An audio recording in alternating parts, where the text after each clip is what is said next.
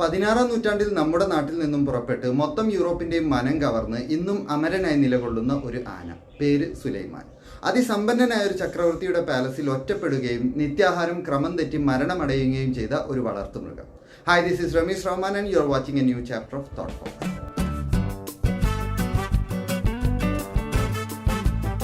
എന്ത് പ്രത്യേകത കാരണമായിരിക്കും കറൻസികളിലൂടെയും മെഡലുകളിലൂടെയും സ്മാരകങ്ങളിലൂടെയും ഈ ഇന്ത്യൻ എലിഫന്റിന്റെ സ്മരണ നിലനിർത്താനായി യൂറോപ്യൻസ് ശ്രമിച്ചത്?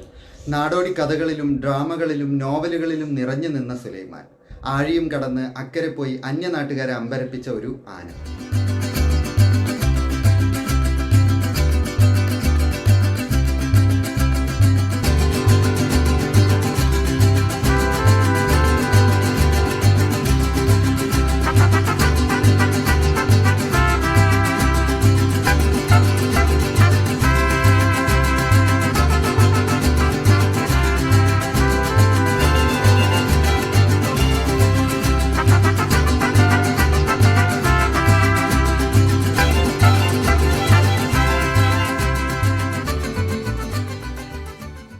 യൂറോപ്പിലെത്തുന്ന ആദ്യത്തെ ആനയായിരുന്നില്ല സുലൈമാൻ. ആദ്യത്തെ ആന അബ്ദുൽ അബ്ബാസ് ആയിരുന്നു.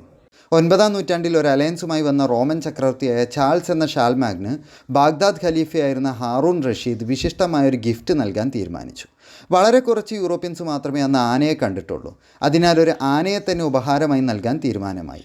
അതായിരുന്നു 801 യൂറോപ്പിലെത്തിയ ബുലേബാസ് അഥവാ അബ്ദുൽ അബ്ബാസ് എന്ന ആന.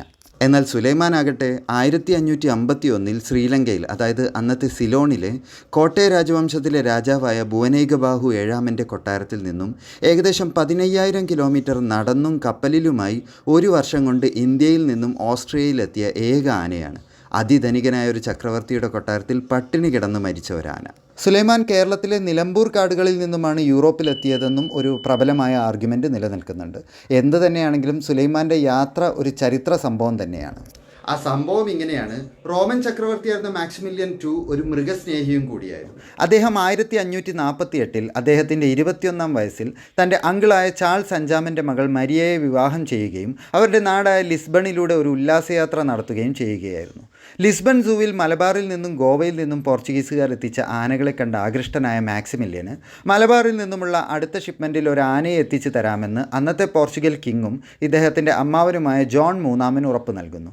ആ ആനയ്ക്ക് പോർച്ചുഗീസുകാരുടെ ശത്രുവായിരുന്ന ശക്തനും പ്രതാപിയുമായ തുർക്കിഷ് സുൽത്താൻ സുലൈമാൻ്റെ പേരിടണമെന്ന് നിർദ്ദേശിച്ചതും ഇദ്ദേഹമാണ്. സൗത്ത് ഈസ്റ്റ് യൂറോപ്പും വെസ്റ്റേൺ ഏഷ്യയും നോർത്തേൺ ആഫ്രിക്കയും അടക്കി ഭരിച്ചിരുന്ന ഓട്ടോമാൻ റൂളറായിരുന്നു സുലൈമാൻ ദ മാഗ്നിഫിക്കൻറ്റ്.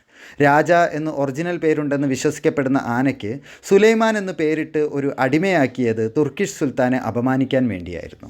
സുലൈമാൻ്റെ കഥയിലെ പ്രധാന ഇൻസിഡൻ്റ് എന്ന് പറയുന്നത് അതിൻ്റെ യാത്ര തന്നെയായിരുന്നു. ഗോവയിലെ പോർട്ടിൽ നിന്നും പരിവാരങ്ങളുമായി പുറപ്പെട്ട സുലൈമാൻ 2 സീ ട്രിപ്പാണ് നടത്തിയത്. 1551 പോർച്ചുഗലിൻ്റെ ക്യാപിറ്റലായ ലിസ്ബണിലേക്കും അവിടുന്ന് സ്പെയിനിലെ വള്ളഡോളിലേക്കും ക്യാപിറ്റലായ ബാർസിലോണയിലേക്കും അവിടുന്ന് ഇറ്റലിയിലെ ജനീവയിലേക്കും. നവംബർ മാസത്തിലാണ് സുലൈമാൻ ജനീവയിലെത്തുന്നത്. ജനീവയിൽ നിന്നും ലൊംബാർഡിയിലെ മിലാൻ, ക്രിമോണ, മാണ്ടുവ സിറ്റികളിലൂടെ യാത്ര തുടർന്നു. ജനീവയിൽ നിന്നും മിലാനിലേക്ക് നടന്നെത്തിയ ആനയെ പരിശോധിച്ചത് സുപ്രസിദ്ധ ഇറ്റാലിയൻ മാത്തമാറ്റീഷ്യനായ ഗെറലാമോ കാഡോനോ ആയിരുന്നു.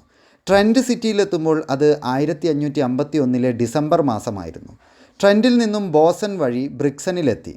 അവിടെ 2 ആഴ്ച റെസ്റ്റ് എടുത്തു. ഇവിടെ ആംഹോൻഫെൽഡിൽ സുലൈമാൻ വിശ്രമിച്ചതിൻ്റെ ഓർമ്മയ്ക്ക് അന്നു മുതൽ ഹോട്ടൽ എലിഫൻ്റ് എന്നറിയപ്പെടാൻ തുടങ്ങി. 470 വർഷങ്ങൾക്കിപ്പുറം ഇന്നും സുലൈമാൻ്റെ 2 ആഴ്ചത്തെ വിശ്രമകഥ പറഞ്ഞ് ഹോട്ടൽ എലിഫൻ്റ് നിലകൊള്ളുന്നത് നമുക്ക് കാണാം. സുലൈമാൻ്റെ വലിയൊരു ചുമർചിത്രം അന്നൊരു ഫേമസ് ആർട്ടിസ്റ്റ് ഇവിടെ വരച്ചത് ഇന്നും നമുക്ക് കാണാൻ സാധിക്കും. സുലൈമാൻ തൻ്റെ യാത്ര തുടരുകയാണ്. മഞ്ഞു പുതഞ്ഞ പാതയിലൂടെ പ്രത്യേകതരം ഷൂസ് അണിഞ്ഞ് ഡെയിലി ഏകദേശം 35 കിലോമീറ്റർ നടന്ന് ഇറ്റലി ഓസ്ട്രിയ അതിർത്തിയായ ആൽപ്സ് പർവ്വതനിരകളിലെ ബ്രണ്ണർ പാസ് വഴി റിവർ ഇൻ ഡനൂബെ എന്നീ നദികളിലൂടെ ഓസ്ട്രിയയുടെ ക്യാപിറ്റലായ വിയന്നയിലെത്തി. ഓസ്ട്രിയയിലെ ടൈറോളിലെത്തിയ ആനയ്ക്ക് വൻ വരവേൽപ്പാണ് ലഭിച്ചത്. ടൈറോളിൻ്റെ തലസ്ഥാനമായ ഇൻസ്ബ്രക്കിൽ ക്രിസ്ത്യൻസിൻ്റെ ഫീസ്റ്റ് ഡേ ആയ എപ്പിഫാനി നടക്കുന്ന ജനുവരി മാസത്തിലാണ് സുലൈമാൻ എത്തുന്നത്. അവസാനം വിയന്നയിൽ യാത്ര അവസാനിക്കുന്നത് 1552 മാർച്ച് 6 ചുരുക്കി പറഞ്ഞാൽ 1551 സമ്മർ സീസണിൽ തുടങ്ങിയ യാത്ര അവസാനിച്ചത് 1552 സ്പ്രിംഗ് സീസണിലാണ്. അതായത് ഗോവയിൽ നിന്നും ലിസ്ബണിലേക്ക് ഏകദേശം 11,265 കിലോമീറ്റർ കടൽ മാർഗവും 1127 കിലോമീറ്റർ കരമാർഗം നടന്ന് വള്ളഡോളിലേക്കും ബാർസിലോണയിലേക്കും വീണ്ടും 805 കിലോമീറ്ററോളം കടൽ മാർഗം ജനീവയിലേക്കും കിലോമീറ്ററോളം പർവ്വത നിരകളിലൂടെയും സഞ്ചരിച്ച് 1552 സ്പ്രിംഗ് സീസണിലാണ് സുലൈമാൻ വിയന്നയിലെത്തുന്നത്.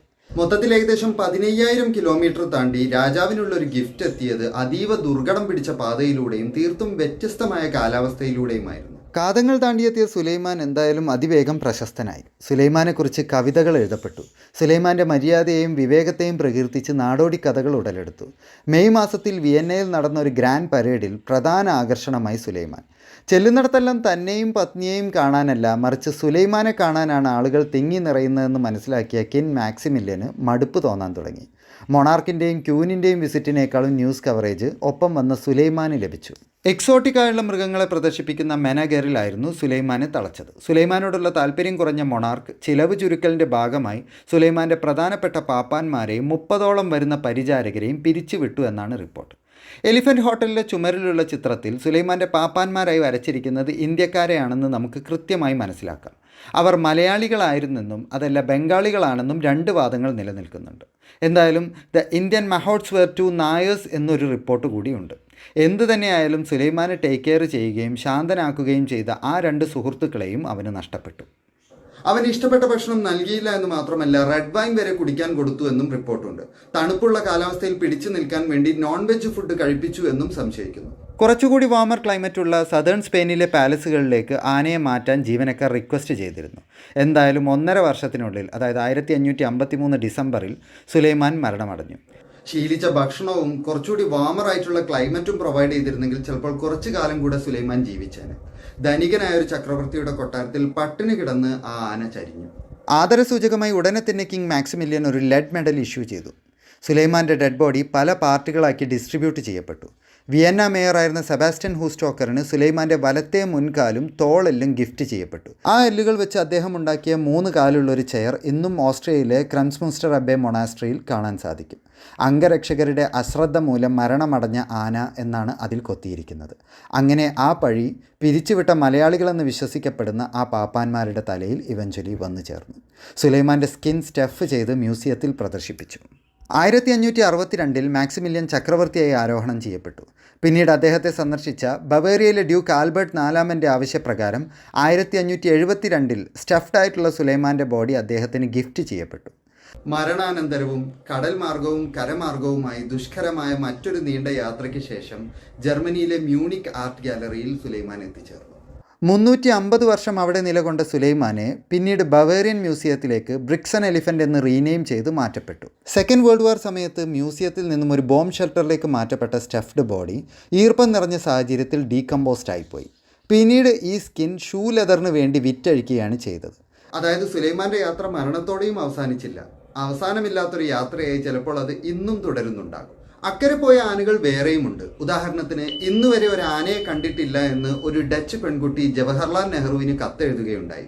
1954 ആംസ്റ്റർഡാം സൂവിലേക്ക് ആ കുട്ടിയുടെ ആവശ്യപ്രകാരം നെഹ്റു സമ്മാനിച്ച മുരുകനായിരുന്നു ആംസ്റ്റർഡാമിലെ ആദ്യത്തെ ആന. തടിച്ചുകൂടിയ 100 കണക്കിന് കുട്ടികൾക്കിടയിലൂടെ ആഘോഷമായി നടന്നു വരുന്ന മുരുകൻ്റെ ഫോട്ടോസ് വളരെ ഫേമസ് ആയിരുന്നു. യൂറോപ്പിലെ ഏറ്റവും പ്രായം ചെന്ന ആനയായിരുന്നു മുരുകൻ.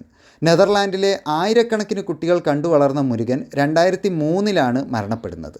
മുരുകൻ്റെ പേരിലും ആംസ്റ്റർഡാമിൽ ഒരു ഹോട്ടലുണ്ട്. ഇനി തിരിച്ച് സുലൈമാൻ്റെ വിഷയത്തിലേക്ക് തന്നെ വന്നാൽ, സുലൈമാനെ ലോകം അത്ര പെട്ടെന്ന് മറക്കില്ല. ഓർത്തു വെക്കാനുള്ള ഒരുപാട് കാര്യങ്ങൾ ബാക്കി വെച്ചിട്ടുണ്ട്. സുലൈമാൻ സന്ദർശിച്ച സ്ഥലങ്ങളിൽ ഇന്നും നിലനിൽക്കുന്ന 3 ഹോട്ടലുകൾ: സ്ലൊവേനിയയിലെ Best Western Premier hotel Slon, ബ്രിക്സണിലെ എലിഫൻ്റ് ഹോട്ടൽ, സാൽസ്ബർഗിലെ എലിഫൻ്റ് ഹോട്ടൽ.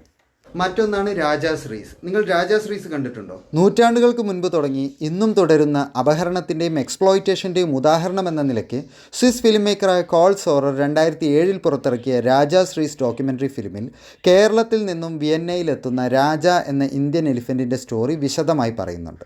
അടുത്തത് എലിഫൻസ് ജേണി എന്ന നോവൽ. നോബൽ പ്രൈസ് വിന്നറായ ഓതർ ജോസി സരമാഗോ 2008 പോർച്ചുഗീസിൽ എഴുതി പിന്നീട് 2010 ഇംഗ്ലീഷിലേക്കും ട്രാൻസ്ലേറ്റ് ചെയ്ത ദ എലിഫൻസ് ജേണി എന്ന നോവലാണത്. സുലൈമാൻ്റെ വോയേജ് നറേഷനോടൊപ്പം തന്നെ 16th സെഞ്ച്വറിയിലെ യൂറോപ്യൻ അരിസ്റ്റോക്രസിയുടെയും അവരുടെ കൊളോണിയൽ ട്രീറ്റ്മെൻറ്റിൻ്റെയും പുറത്തുള്ള ഒരു കമൻട്രി കൂടിയാണ് ഈ നോവൽ. ബ്രിക്സൺ ഹോട്ടലിലെ പെയിൻറ്റിംഗ് കണ്ട് ഇൻസ്പയർഡായാണ് സരമാഗോ നോവൽ എഴുതിയത്. ഈ നോവലിനെ ആസ്പദമാക്കി ഗജബ് കഹാനി എന്ന പേരിൽ ഒരു പ്ലേ ഇന്ത്യയിൽ സെറ്റ് ചെയ്തിരുന്നു. മോഹിത് തഹൽക്കറിൻ്റെ ഡയറക്ഷനിൽ പൂനെയിലെ ആസക്ത കലാമഞ്ച് എന്ന തിയേറ്റർ ഗ്രൂപ്പ് ഡ്രാമ സെറ്റ് ചെയ്തത് 2011-ലും 2017-ലും 2 എഡിഷൻസായി മുംബൈയിൽ പലയിടത്തും അരങ്ങേറി. ഒരു 360 ഡിഗ്രി സ്റ്റേജിൽ വളരെ ഗ്രാൻഡായിട്ടാണ് പ്ലേ സെറ്റ് ചെയ്തത്. പോർച്ചുഗീസിലുള്ള മറ്റൊരു ബുക്കാണ് ജോർജ് റോഡ്രിഗസും ടെസ്ലാനോ ഡെവിസാസും രചിച്ച സലമായോ ഓ എലിഫൻ്റെ ഡിപ്ലോമാറ്റ. ഈ ഇൻസിഡൻറ്റിനെ കുറിച്ച് പല ആംഗിളിൽ നിന്നുമുള്ള ആർട്ടിക്കിൾസ് നമുക്ക് വേറെയും സ്പോട്ട് ചെയ്യാം. പക്ഷേ ഈ ഇന്ത്യൻ എലിഫൻറ്റിനെ കുറിച്ച് അറിയുന്ന ഇന്ത്യക്കാർ കുറവാണ് എന്നുള്ളതാണ് സത്യം. കുട്ടികൾക്കുള്ള പിക്ചർ സ്റ്റോറി ബുക്കായിട്ട് സുലൈമാൻ്റെ സ്റ്റോറി ഓൺലൈൻ അവൈലബിൾ ആണ്. ലിങ്ക് ഞാൻ ഡിസ്ക്രിപ്ഷനിൽ ഇട്ടേക്കാം. സുലൈമാൻ്റെ കഥ ഞാൻ ആക്ച്വലി ഒരു 25-28 വർഷങ്ങൾക്ക് മുമ്പ് ബാലർമയിൽ വായിച്ചതാണ്. ബാലർമ സ്ഥിരമായിട്ട് വായിക്കുന്നവർക്കറിയാം, അതിൽ കുട്ടൂസനും മായാവിയും മാത്രമല്ല ഇൻഫോർമേറ്റീവ് ആയിട്ടുള്ള ഒരുപാട് കാര്യങ്ങളുണ്ടാവും. നമ്മുടെ കൊച്ചിയെ കത്തിച്ച കപ്പൽ എന്ന എപ്പിസോഡ് കണ്ടവർക്കറിയാം. ആ സ്റ്റോറിയും ഇതുപോലെ ബാലർമയിൽ പണ്ട് വായിച്ചത് ഇപ്പോൾ കൊച്ചിയിലുള്ള ആളുകളോട് ചോദിച്ചപ്പോൾ ആർക്കും അറിയില്ലായിരുന്നു. അങ്ങനെ ഇൻസ്പയർഡ് ആയിട്ട് സെറ്റ് ചെയ്ത ഒരു നറേഷനായിരുന്നു അത്. സിമിലർലി സുലൈമാൻ്റെ സ്റ്റോറിയും അധികം എവിടെയും നറേറ്റ് ചെയ്തത് കണ്ടില്ല. ഇനി കിട്ടിയ ലിറ്ററേച്ചർ ശരിയാണെങ്കിൽ കേരളത്തിൽ നിന്നും കടൽ കടന്നും കാതങ്ങൾ നടന്നും ഒരുപക്ഷെ ഇന്നും ട്രാവൽ തുടർന്നുകൊണ്ടിരിക്കുന്ന സുലൈമാനെ നമ്മളറിയാതിരിക്കുന്നത് മോശമാണ്. സ്മാരകങ്ങളിലൂടെയും സ്ക്രിപ്റ്റുകളിലൂടെയും മറ്റും അമരനായി മാറിയ ഒരാന. മറ്റൊരു യൂണീക് ടോപ്പിക്കുമായി തോട്ട് ഫോക്സിൻ്റെ അടുത്ത എപ്പിസോഡിൽ കാണാം. Until then, this is Ramees, Rahman signing off. Adios.